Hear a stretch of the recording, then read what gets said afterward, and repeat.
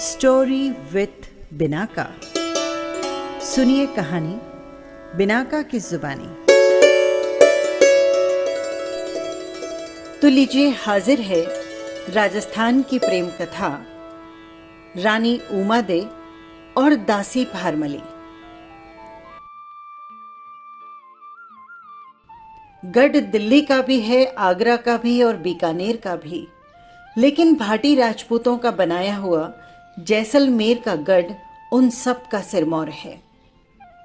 इसी जैसलमेर गढ़ के पहरेदार ने एक दिन सुबह सुबह जब दरवाजे खोले, उसे एक गंदे फटे कपड़ों में एक छोटी सी गठरी नजर आई। उसने गठरी उठाई और उसके मुंह से अनायास निकल पड़ा, अरे दुष्टों, इतना भयंकर पाप। पहरेदार ने गठरी उठाई और उसे अंदर ले आया। पहरेदार ने कहा, कलजुग है कलजुग, देखो दरवाजे के बाहर कोई इस बच्ची को छोड़ गया है। दूसरे पहरेदार भी इकट्ठे हो गए। कितनी प्यारी बच्ची है, पापिन की छाती वज्र की होगी, कितना गोरा रंग, कितनी बड़ी बड़ी आंखें। इसे फेंकने के बजाय तो मां को ही मर जाना चाहिए था। बात जनाने तक पहुंची कि बाहर कोई लड़की पड़ी मिली है। रानी जी को पता चला, दासी को भेजकर उसे मंगवाया और वे बोली, अपने अपने भाग्य सब साथ लेकर आते हैं। इसका पालन पोषण महलों में ही लिखा है। लड़की को अपने पास रख लिया और उसका नाम उन्होंने रखा भारमली। रानी जी की 2-3 साल की लड़की, उसका नाम था उमादे। उमादे और भारमली साथ साथ बड़ी होने लगी। साथ खेलना, साथ पढ़ना, एक साथ नाच सीखना और साथ ही गाना सीखना। लेकिन दोनों की बराबरी क्या, एक राजा की बेटी, दूसरी रास्ते में पड़ी मिली लड़की। एक बाईसा और दूसरी दासी। एक शादी के बाद रानी बनकर जाएगी और दूसरी जाएगी उसके साथ नौकरानी बनकर। यूं तो जनाने में बहुत सारी नौकरानियां, दासियां, छोरियां, लेकिन भारमली उन सबसे अलग नजर आती।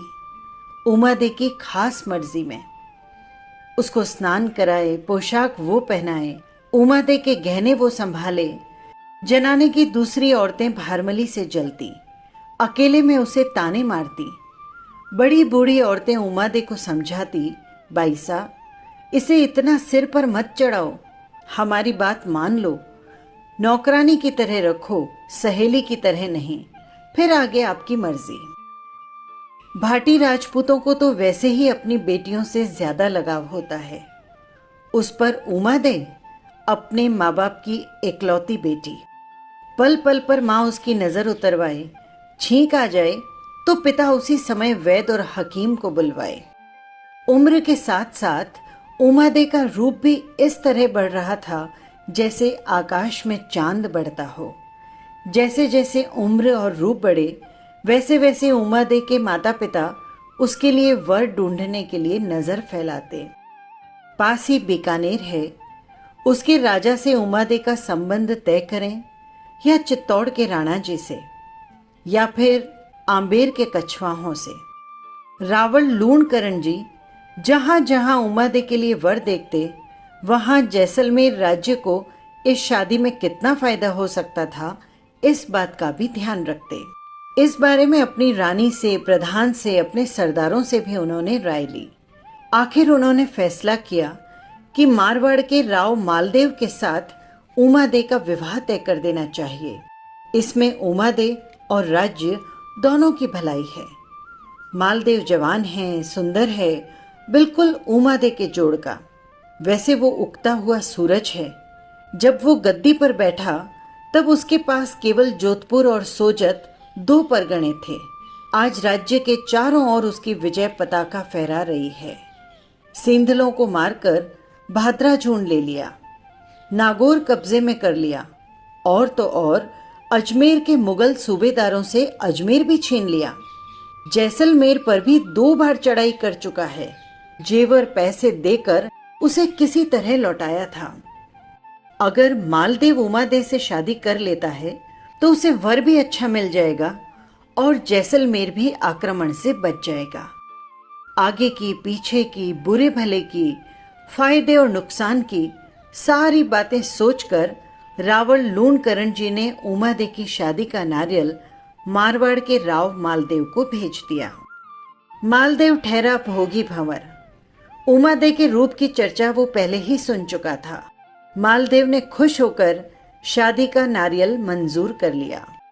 मालदेव राठौड़ की बारात को देखने के लिए किले की जालियों, छज्जों और झरोखों से भटियाणियों के झुंड खड़े हुए थे। उमादेव के केसर और हल्दी की उपटन हो रही थी। केशों में चंपा चमेली का तेल डाला जा रहा था।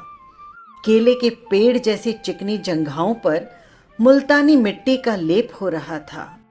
भारमली झपक झपक करती इधर उधर कामकाज करती दौड़ती फिर रही थी। औरतों का जमघट लगा हुआ था। कोर किनारी की पोशाकों के झपके पड़ रहे थे। जिधर देखो उधर केसरिया और कसुमल रंग के दल बादल उमड़ रहे थे। उपटन करा के उमादेव उठी अपनी माँ के पास जाने के लिए। उसे माँ के कमरे से माता और पिता की बात करने की आवाज सुनाई पड़ी। पिता बोल रहे थे, ये काम तो दिल पर पत्थर रखकर करना ही होगा।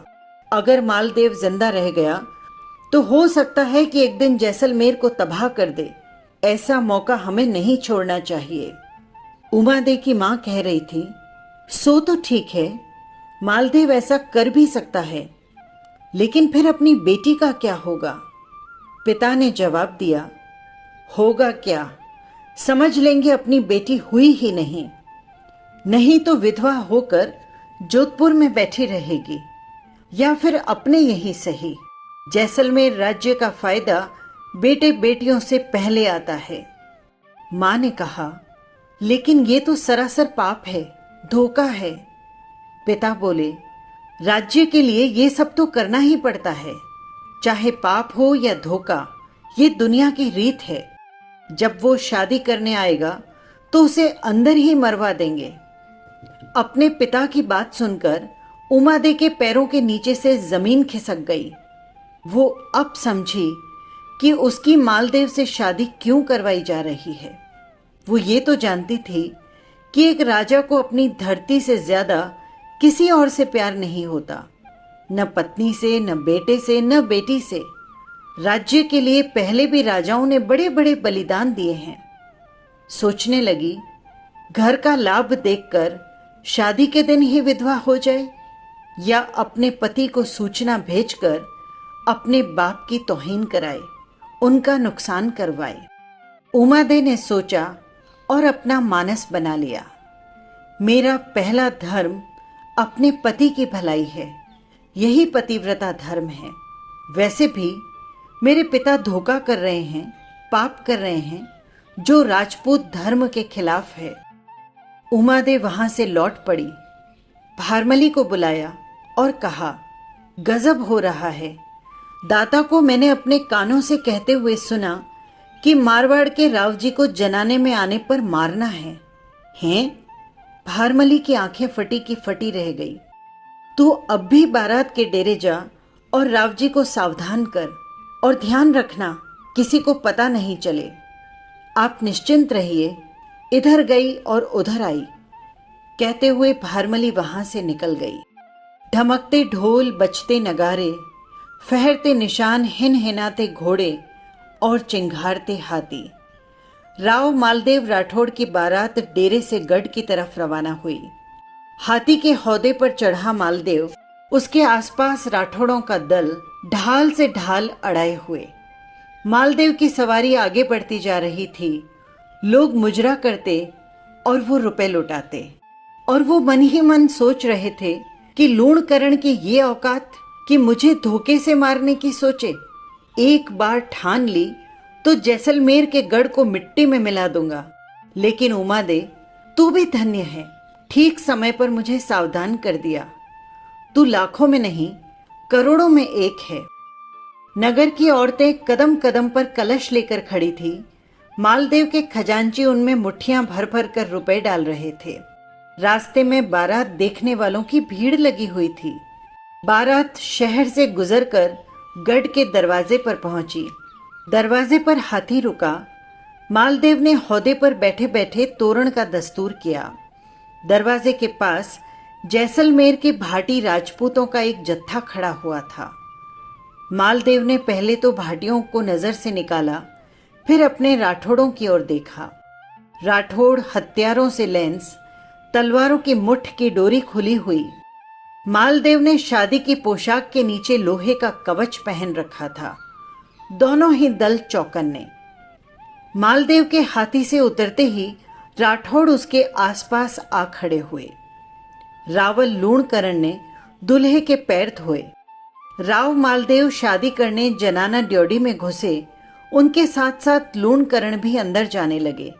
2 कदम ही बढ़ाए होंगे कि 2 राठौड़ सरदारों ने उनका हाथ पकड़ लिया। रावल जी, आप हमारे पास ही विराजो। क्यों? मुझे कन्यादान देना है।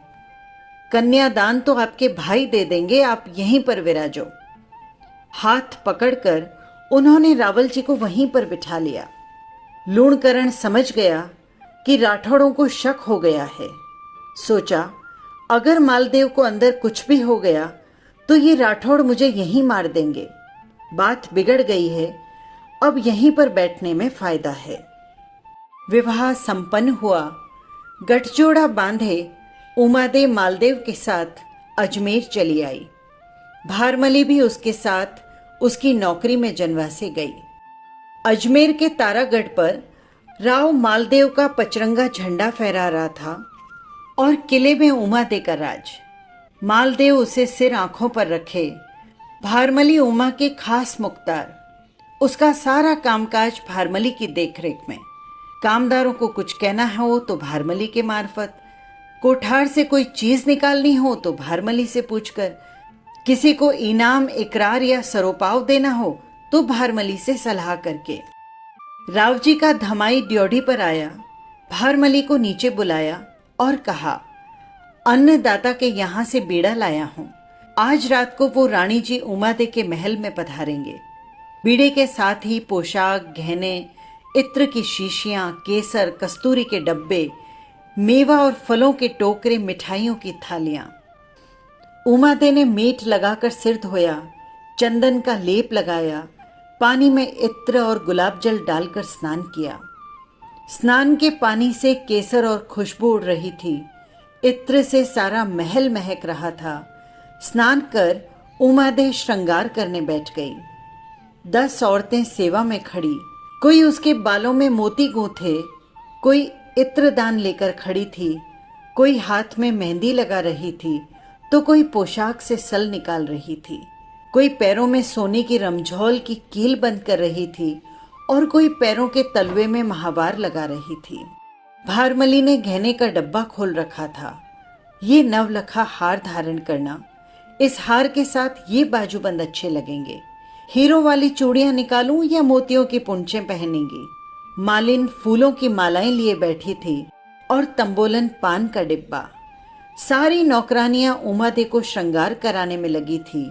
वे कितना ही जल्दी करती, लेकिन उमादे का श्रृंगार खत्म ही नहीं हो रहा था। ड्योढ़ी से ड्योढ़नी की आवाज आई, अन्नदाता पधार रहे हैं। सेविकाएं श्रृंगार खत्म करने की और भी जल्दी करने लगी। उमादे आंख में सुरमा लगा ही रही थी कि 4 नौकरानियां दौड़ती हुई आई। अन्नदाता महल में पधार चुके हैं।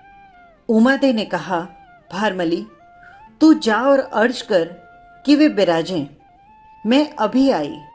भारमली ने गहने का डब्बा नीचे रख दिया। मदिरा पात्र और चांदी का ग्लास उठाकर रावजी के पास जा पहुंची। मुजरा किया और कहा, हुकुम राव बिराजें। बाई साहब पधार रहे हैं। मालदेव पूरी जवानी में, ऊपर से राज का नशा। जैसे ही भारमली ने शराब का ग्लास भर रावजी को नजर करने के लिए हाथ बढ़ाया, मालदेव ने आव देखा न ताव, झट से उसकी बाह पकड़कर खींचकर अपने पास गद्दी पर बिठा लिया। उधर उमादे ने जल्दी जल्दी पोशाक पहनी, नथ पहना, इत्र लगाकर रावजी से मिलने के लिए चली। कमरे में घुसी तो वहीं खड़ी की खड़ी रह गई। रावजी और भारमली एक गति पर। भारमली उठने की लाख कोशिश करती और रावजी उसकी बाह पकड़कर फिर बिठा लेते। भारमली को रावजी की आगोश में देख उमादे को गुस्सा आ गया। पास पड़े पीतल के दिए को लात लगाई। दिया कहीं और बत्ती कहीं और तेल कहीं। उन्हीं पैरों वापस सीढ़ियां उतरकर कमरे में आ गई। सिर में गुथे मोतियों की लड़ें तोड़ फोड़ कर फेंक दी। गहने उतार फेंके, कोई कमरे के इस कोने में तो कोई कमरे के उस कोने में।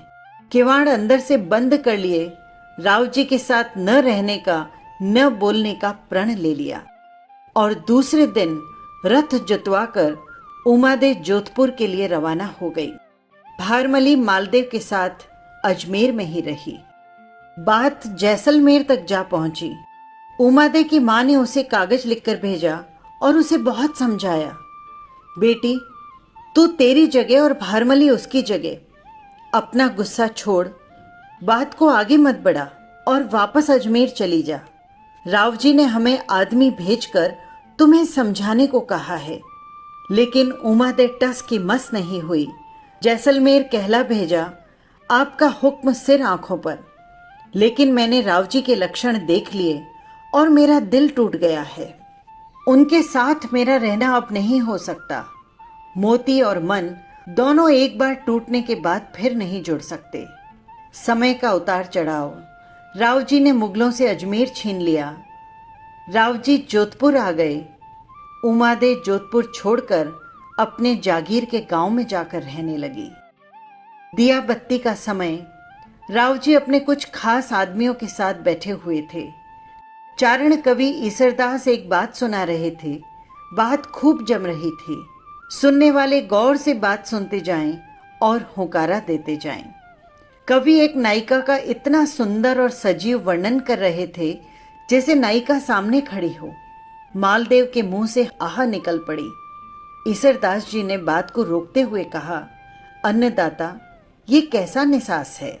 मालदेव ने कहा, आपके नायिका के वर्णन को सुनकर मुझे भटियाणी उमादे की याद आ गई।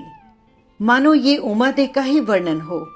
फूलों जैसी सुंदर, केसर जैसी उजली, पान जैसी पतली और लौंग जैसी चरपरी। लेकिन मेरे लिए तो उसका होना नहीं के बराबर है। जिद के कारण वो मेरे साथ नहीं रहती। तब कविराज ने कहा, आप ऐसा क्यों फरमाते हो? हुक्म हो तो मैं उमादे को मनाकर ले आऊं। मालदेव ने कहा, कविराज, उमादेव को मनाकर ले आए तो मैं आपको मुंह मांगा इनाम और मुंह मांगी जागीर दूंगा। ईसरदास जी ने भगवती श्री करण जी का नाम लिया, अस्तबल से घोड़ा खोला और उमादे की जागीर का रास्ता पकड़ा। ईसरदास जी उमादे की ड्योढ़ी पहुंचे और अर्ज किया, भटियाणी जी को मेरा मुजरा पहुंचाओ और अर्ज करो, मैं उनसे कुछ खास बात अर्ज करना चाहता हूँ। उमादे मुंह चढ़ाकर दासी से बोली, ये क्यों आए हैं? जो कहना हो वो तेरे साथ ही कहलवा दें। दासी ने बाहर जाकर कहा, बारेट जी फरमाओ, क्या अर्ज करना है? जो अर्ज करनी है वो उन्हीं से करनी है। तेरे साथ कहलाने की बात होती तो मैं पहले ही कहला देता। दासी सुलझी हुई औरत थी। जाकर उमादे से बोली, भाई साहब, वो तो आपसे ही बात करने आए हैं और बिना बात किए नहीं मानेंगे। आप बुलवा कर उनसे बात कर लो। चारण हैं, उनका मुंह कौन पकड़ सकता है? कहीं उल्टे दोहे बना दिए तो आपको परेशानी हो जाएगी। उमादे को पसंद तो नहीं आया, लेकिन फिर भी उसने उसको अंदर बुलवा लिया। बीच में पर्दा खिंचवाकर एक तरफ खुद बैठ गई, दूसरी तरफ कविराज के बैठने के लिए दरी बिछवा दी। कविराज ने मुजरा किया, लेकिन उमादे चुप। बारेठ जी ने दूसरी बार मुजरा किया, उमादे फिर भी चुप। मेरा मुजरा पहुंचा या नहीं? उमादे ने फिर भी कोई जवाब नहीं दिया। बारेठ जी समझ गए कि ये तो पत्थर हुई बैठी है, सीधी उंगली से घी नहीं निकलेगा। कविराज बोले, सुनो भटियाणी जी, मैं चारण बार बार आपसे मुजरा कर रहा हूं और आपकी जबान से एक शब्द भी नहीं निकल रहा। शायद आपको ध्यान नहीं है कि आप किसकी बेटी पोती हैं। आपके दादा और परदादा कौन थे?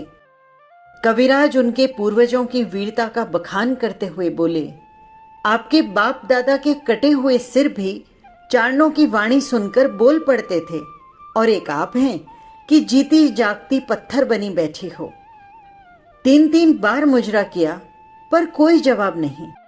अपने पूर्वजों की तारीफ सुन उमादेव पानी पानी हो गई, जैसे किसी के सिर पर घड़ों पानी डाला हो। उमादेव बोली, बारेठ जी, ये बात नहीं है। मैं तो देखना चाहती थी कि चारणों की जुबान में कितनी शक्ति होती है। फरमाओ, क्या हुक्म है? पहले वचन दो। पूर्वजों की बढ़ाई का नशा उमादेव के सिर में चढ़ गया था। बोली, वचन क्या दूं? मेरे खानदान में किसी ने भी चारण कवि को किसी भी चीज के लिए मना नहीं किया है। तो फिर जिद छोड़ दो और जोधपुर पधारो। उमादेव ठंडी पड़ गई।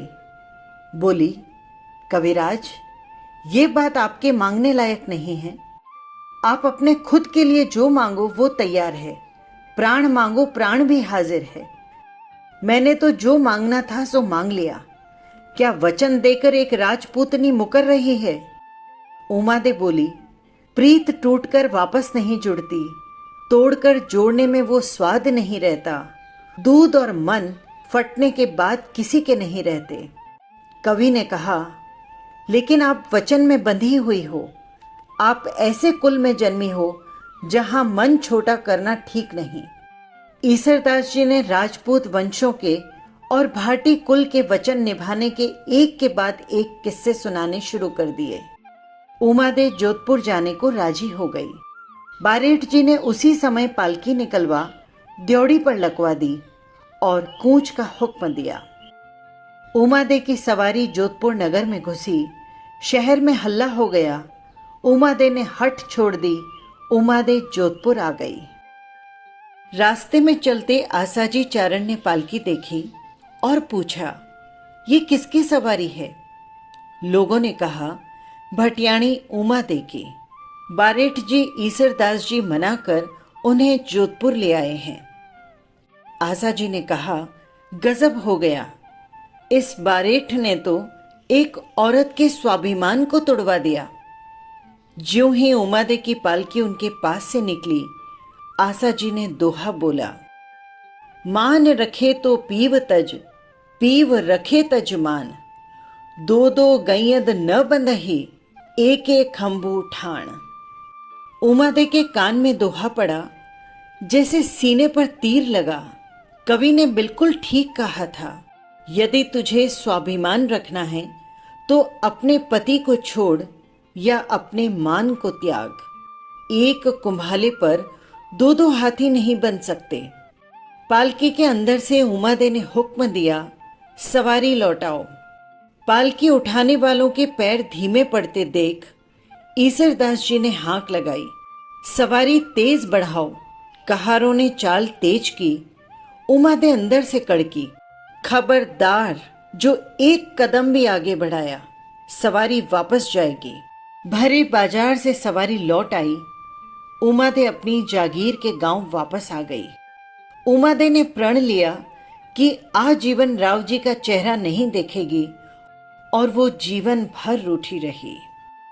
जब लाख कोशिश करने के बाद भी उमादेव नहीं मानी, तो कवि बारेठ ने जैसलमेर के रावण लूणकरण जी से कहा कि आप अपनी पुत्री का भला चाहते हो तो दासी भारमली को जोधपुर से वापस बुला लो।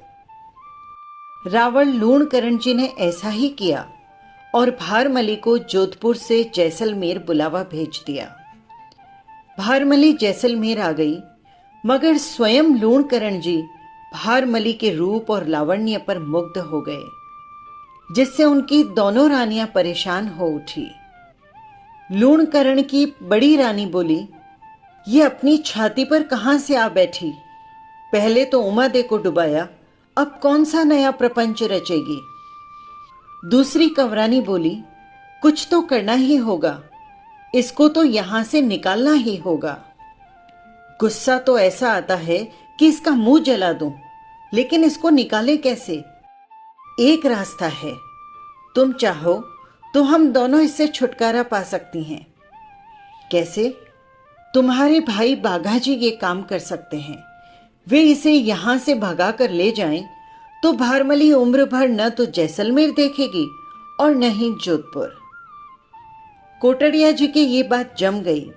छाती फुलाकर बोली, बाघा जी तो है ही ऐसा। एक बार अगर उन्होंने हाँ भर दी तो एक क्या 10 मालदेव भी उससे भारमली को वापस नहीं ला सकते। ऊंट सवार भेज बाघा को बुलाया। बहन का कागज मिलते ही बाघा ऊंट पर चढ़ जैसलमेर आ पहुंचा। बहन रोती हुई अपने भाई से बोली, भारमली पहले उमादे के साथ गई तो उसका घर उजाड़ दिया, आजकल यहाँ आई हुई है और आपके जमाई को वशीभूत कर रखा है। जैसे उमादे का घर बिगड़ा, अब मेरा भी घर उजड़ जाएगा। भाई, मेरा घर बचा लो, यहीं सिरों पांव दे इसको यहां से उठा कर ले जाओ। बाघा ने अपने बहन के सिर पर हाथ रखा। बस इतनी छोटी सी बात है, भाई के लिए बहन की खुशी से ज्यादा क्या होगा। 2-4 दिन बहन बहनोई का मेहमान रहकर बाघा ने घर जाने की रुखसत मांगी। दिशाशूल टाल अच्छा दिन देख बहन ने विदा का दिन तय कर दिया। बाघाजी बहन से मिल डेरे चले गए। भाई को विदा देने का सिरोपाव चांदी के थाल में रखकर कोटड़िया जी ने भारमली से कहा, भारमली, मेरे भाई जा रहे हैं, ये सिरोपाव उनके डेरे जाकर दे आओ। वो थाल लिए बाघा के डेरे जा पहुंची। बाघा ऊंट पर पलान कसे तैयार खड़ा था। बाघा ने भारमली को देखा, भारमली ने बाघा को। दोनों की आंखें चार हुई। बाघा बिजली तो भारमली मेह। बाघा ने ऊंट को बिठाया, उस पर सवार हुआ, सिरोपाव लेने के लिए हाथ बढ़ाया। भारमली 2 कदम आगे बढ़ सिरोपाव देने ऊंट के पास आई। बाघा ने भारमली का हाथ पकड़ उसे ऊंट पर अपने आगे बिठा ऊंट को एड़ लगाई। बाघा भारमली को अपने गांव कोटड़ी ले आया। बाघा के नाम से आसपास की धरती धूजती थी। अमीरों को लूटता, गरीबों को बांटता, हवेलियों की दीवारें तोड़ता, टूटी फूटी झोंपड़ियों को ठीक करवाता। इधर माल लूटा और उधर माल बांटा। गरीबों की लड़कियों की शादी करवा देता, विधवाओं को परवरिश देता। जिस किसी को तकलीफ हो, दुख हो, उसकी आधी रात मदद करने को तैयार। दुखियों के लिए उसके घर के दरवाजे हमेशा खुले रहते। वो कहता, खूब खाओ, खूब दूसरों को दो, अच्छे मित्र रखो और अच्छे काम करो। एक दिन तो मरना ही है, तिनका भी साथ नहीं जाएगा। दुनिया का भला करो, वो ही साथ जाएगा और केवल नाम पीछे रह जाएगा। भारमली की तो मानो जिंदगी सफल हो गई। वो अब समझी कि नारी और पुरुष का असली संबंध क्या और कैसे होता है। वो सोचती, राजपाट, इज्जत, आदर, हुक्म, ये सब हासिल करके भी हृदय की प्यास थोड़े ही बुझ सकती है। वो भगवान से प्रार्थना करती, हे भगवान, ऐसे दिन सदा बनाए रखना। उधर राव मालदेव को चैन नहीं। उमादे जोधपुर आई हुई लौट गई और भारमली को बाघा ले गया। मालदेव ने आसाजी चारण को बुलाकर कहा, मेरी छाती में एक तीर अटका हुआ है जो खटक रहा है, उस तीर को आप ही निकाल सकते हो। आसाजी ने कहा, मैं? हाँ, आप। भारमली बाघा के पास है। बाघा से भारमली को छीनना कोई आसान काम नहीं। आपकी कविता में शक्ति है और बाघा कवि और कविता का रसिया है। आपकी कविता की झड़ बाघा को मतवाला कर देगी और उसके मुंह से निकल पड़ेगा, कविराज, मांगिए जो मन में आए मांगिए। आप उनसे वचन लेकर भारमली को मांग लेना। वचन देने के बाद बाघा कभी भी अपने वचन से न फिरेगा। मालदेव ने आसाजी की शक्ति को ठीक आंका था। वो ऊंट ले बाघा जी के पास चला। गांव से 4-5 कोस दूर एक कुएं पर रुककर विश्राम किया। अपने आने का समाचार अपने एक साथी के साथ बाघा जी तक पहुंचाया। कविराज के आने का समाचार सुनकर बाघा जी के रोम रोम में आनंद की लहर दौड़ गई। भारमली से कहा, आसाजी बारेठ आए हैं, उनके सत्कार आओ भगत में कोई भी कमी नहीं होनी चाहिए। आशा जी, भारमली का दिल धक से रह गया। हाँ हाँ आशा जी, क्या कवि हैं, क्या कविता बोलते हैं। एक एक बोल में एक एक बोतल का नशा। अपने धन्य भाग है कि वे कोटड़ी आ रहे हैं। भारमली को शक हुआ, ये तो मालदेव का कोई षड्यंत्र है। लगता है मुझे बाघा जी से अलग करने के लिए उन्हें भेजा है। भारमली का कलेजा कांप उठा। क्या हुआ, तेरे मुंह पर उदासी क्यों? नहीं, कोई बात नहीं। क्या आप उनको गांव से बाहर लेने पधार रहे हैं? हाँ, गांव के बाहर क्या, गांव की सरहद जहां शुरू होती है, मैं वहां जाकर उनका स्वागत करूंगा। तो मैं भी आपके साथ चलूंगी। ठीक है, तू भी चल। ऊंट पर दोनों सवार आशा जी से मिलने चले। कविराज को देखते ही बाघा ऊंट से नीचे कूद आशा जी से गले मिला। बाघा का रोम रोम आनंद से विभोर हो गया। प्रेम के आंसुओं से आंखें भर आई। कुएं के पास नीम के पेड़ की छाया में बाघा जी और आशा जी के आगे कटोरदान खोलकर भारमली ने भोजन परोसा। साथ में लाए पेय पदार्थ को फुर्ती से प्यालियों में डाला। स्नेह भरी आंखों से झांकती मीठी मीठी मनुहारें कर उनको खिलाने लगी। ठंडा पानी कुएं से सींच कर पिलाया। हाथ धुलाने को झारी लिए खड़ी रही। आशा जी को लगा, बाघा की प्रतिपल छाया है भारमली, एक दूसरे को समर्पित। ईश्वर ने जैसे उन्हें एक दूसरे के लिए ही बनाया हो। भाव विभोर कवि के मुंह से अनायास ही निकल गया, भारमली का घाट पे, भारमली का घाट पे बाघो लूम लटक। आपने मुझे अपने मुंह से ही बाघा को दे दिया है कविराज, अब मुझे उनसे अलग मत कीजिएगा। चट से आशा जी के पैर छूकर बोली भारमली। आशा जी दांत से जीभ काट कर रह गए। क्या करने आए थे और आते ही क्या कर दिया। बाघा आशा जी को कोटड़ी ले गया। भारमली उनको आंखों की पलकों पर रखे। उनके मुंह से बात निकले उससे पहले ही उनका हुक्म पूरा कर दे।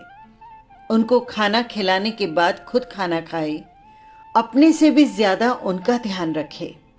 कोटड़ी में दिन रात काव्य चर्चा चल रही थी। बारेठ जी की कविता के एक एक बोल पर बाघा जी दीवाना। दूसरे सुनने वाले अपना सिर धुन लेते। भारमली की वाह वाह कविता में चौगुना रस घोल देती। आशा जी तो बाघा जी के यहाँ रम ही गए। मालदेव के पास जोधपुर वे वापस गए ही नहीं। कहने लगे, राव जी खुश होते तो जागीर दे देते, धन दे देते, मन दे देते, लेकिन बाघा जी जैसा हार्दिक प्यार और काव्य मर्मज्ञता उनके पास कहाँ। हंसी खुशी आनंद प्रमोद में दिन कटने लगे। आशा जी और बाघा में अटूट प्यार। एक पल एक दूसरे के बिना नहीं रहते। साथ ही उठना, साथ ही शिकार खेलना, साथ खाना, साथ पीना, साथ साथ कविता करना और कविता सुनना सुनाना। इसी तरह वर्ष बीत गए। ईश्वर की मर्जी पर किसका जोर। बाघा जी का देहांत हो गया और भारमली उनका शरीर गोद में रखकर सती हो गई। आशा जी से बाघा की मृत्यु का शोक सहा नहीं गया। वे उसके विरह में पागल हो गए। जिधर देखे उधर उन्हें बाघा की सूरत नजर आती। बाघा बाघा चिल्लाते फिरते, न उन्हें खाने की खबर न कपड़ों की सुध। शमशान में जा बैठे। बाघा जी के दाह स्थल को देखकर रोते रहे। लोग उन्हें जबरदस्ती शमशान से घसीट कर लाते। आशा जी जब जब बाघा का घर देखते वे रो पड़ते, अरे अब यहाँ बचा ही क्या है। आशा जी का मन बहलाने के लिए लोग उन्हें बाजार ले जाते तो वो कहते, भाई उस बाजार की कस्तूरी पुरानी पड़ गई, केसर का भाव कराने वाला ही चला गया, तो अब यहाँ पर क्या है। आशा जी को लोग बाग में घुमाने ले जाते तो वो कहते, ये मोर, ये कोयल, ये पक्षी, ये सभी बाघा जी को याद करके रो रहे हैं। देखो कितने करुण स्वर में बाघा बाघा पुकार रहे हैं। आशा जी को संसार से विरक्ति हो गई। संन्यास ले लिया। न किसी से बोलना, न किसी से चालना। चिंता नहीं भूख की, चिंता नहीं प्यास की।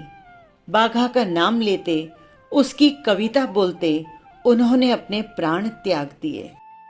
इतिहासकार मानते हैं कि रूठी रानी के मिलने से इनकार करने का मालदेव पर बहुत गहरा प्रभाव पड़ा और रानी से बहुत प्रेम करने वाला राजा जीवन में पहली बार युद्ध हार गया। और उधर जब राव मालदेव के निधन का समाचार उमादे को मिला तो उन्हें अपने आजीवन रूठने की भूल का एहसास हुआ और बड़ा कष्ट पहुंचा। राव मालदेव से बहुत प्रेम करने वाली रानी उमादे प्रायश्चित के रूप में उनकी पगड़ी के साथ स्वयं को अग्नि को समर्पित कर सती हो गई। बस यही थी कहानी। फिर मिलेंगे किसी नई कहानी के साथ। नमस्कार।